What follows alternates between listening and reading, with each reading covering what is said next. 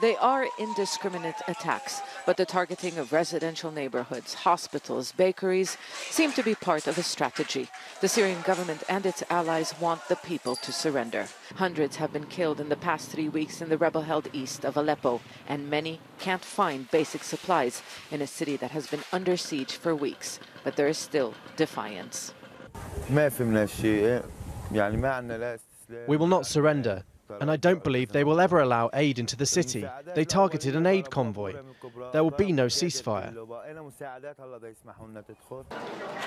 Leaflets dropped by the Syrian and Russian militaries have repeatedly offered safe passage for rebels and civilians to leave. But no one here believes the offer is sincere.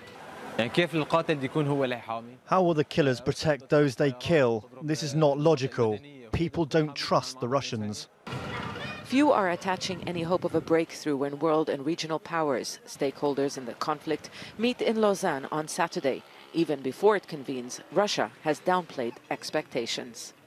For the first time in 4 years, the Syrian government and its allies have the upper hand in Aleppo. The rebel enclave is besieged. The armed opposition doesn't have supply lines, and pro-government forces have taken some ground. So the question many ask now is, why would Damascus and Moscow agree to a ceasefire? The answer of many in eastern Aleppo is they won't. Nothing will happen at Lausanne. There is an occupier attending the meeting. That is Iran. It will fail.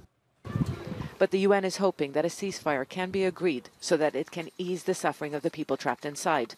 Officials hinted that there are talks to at least try and evacuate the wounded. Of course, there cannot be medical evacuations without a ceasefire. That is very clear. How long the ceasefire will need to be in place for the medical evacuations, that is one of the issues that is under discussion at this point. People here are struggling to survive.